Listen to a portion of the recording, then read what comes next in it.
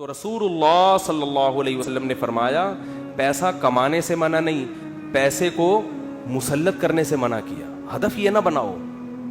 دیکھو پرندہ بھی صبح, پرندہ یہ نہیں کرتا کہ اللہ پہ توکل کرے تو اب گھونسلے میں ہی دھرنا مار کے بیٹھ گیا, میں نے صبح جانا ہی نہیں. یہ کوے جتنے ہیں نا یہ وہیں بیٹھ گئے, لیاری میں بیٹھ گئے اور سرجانی ٹاؤن میں بیٹھ گئے کہ چھوڑو یار اللہ پہ توکل کرنا ہے, رزق خود بخود یہیں آئے گا.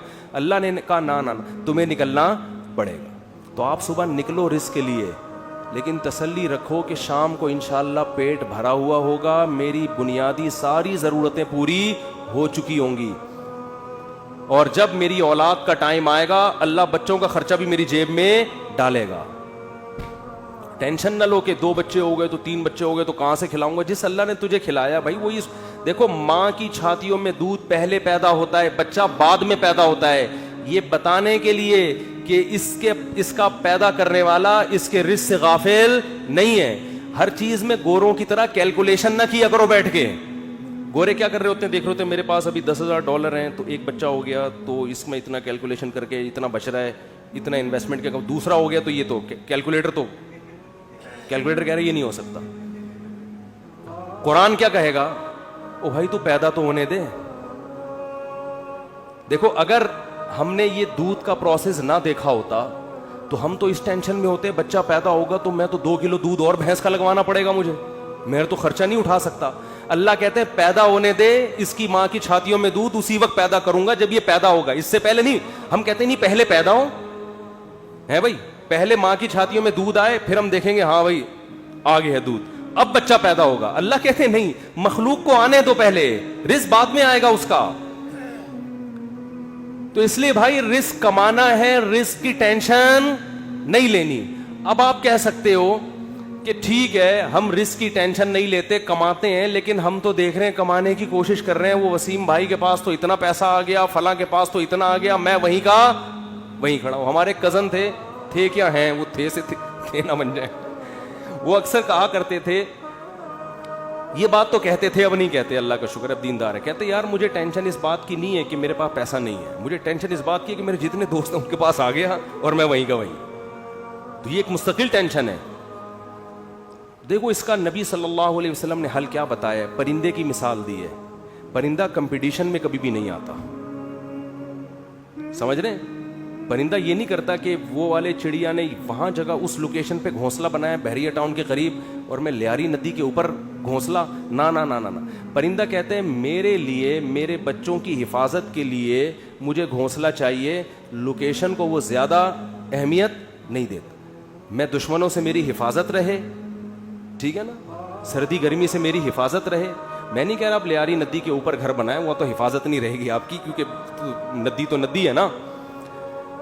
تو آپ نے یہ سوچنا ہے کہ مجھے اپنے گھر میں تحفظ کے ساتھ, گھر والوں کے ساتھ رہنے کے لیے چھت چاہیے. یہ چھت اللہ انشاءاللہ میسر کرے گا, چاہے اپنی ہو چاہے کرائے کی ہو. یہ ٹینشن نہیں لینا ہے, یہ ٹینشن کہ میری اپنی چھت ہو کرائے کی نہ ہو, یہ آپ کی بنائی ہوئی ٹینشن ہے. اللہ نے اس رزق کا وعدہ آپ سے نہیں کیا ہے, یہ غریبی ہے, یہ غریبی ہے. بنیادی ضرورت آپ کی سالن روٹی ہوتی ہے نا.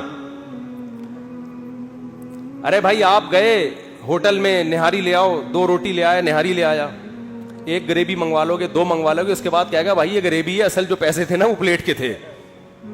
اب آپ نے گریبی کو مقصود بنا لیا, آپ جاتے ہی گریبی پہلے منگوا رہے ہو کہ یار 2 نہاری کی گریبیاں لے آ. اس کو غصہ آئے گا بھائی گریبی تو ضمناً ہوتی ہے. آج جو گریبی تھی نا, ذاتی گھر گریبی ہے, یہ بنیادی ضرورت نہیں ہے.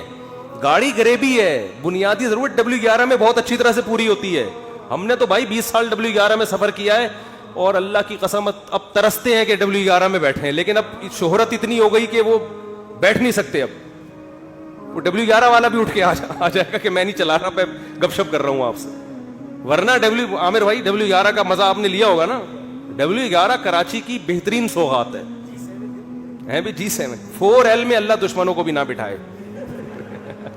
جس طرح وہ چلاتا ہے نا اتنی بڑی بس کو, ہم تو جب بھی بیٹھے ہیں 2 فٹ اچھل کے.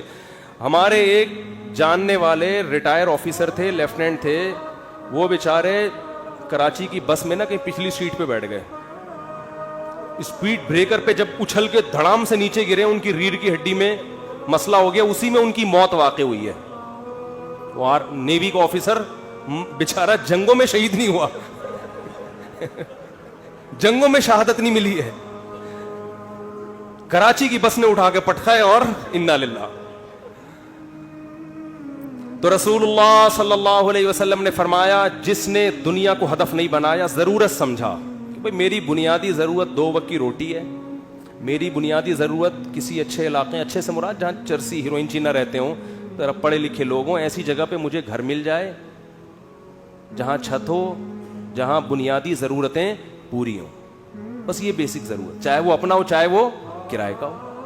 और नबी ने फरमाया कि जिस शख्स को 2 वक्त की रोटी मिल गई, पेट भर के सर छुपाने की जगह मिल गई, और जिस्म किसी बड़ी बीमारी से महफूज था उसका, और वैसे बताऊं जब ये लाइफ स्टाइल होगा ना तो जिस्म बड़ी बीमारी से महफूज ही होता है आमतौर पे, जिस्म किसी बड़ी बीमारी से महफूज था, तो आप सल्लल्लाहु अलैहि वसल्लम ने फरमाया ये ऐसा है गोया पूरी दुनिया की दौलत समेट के अल्लाह ने इसके कदमों में रख दी हो।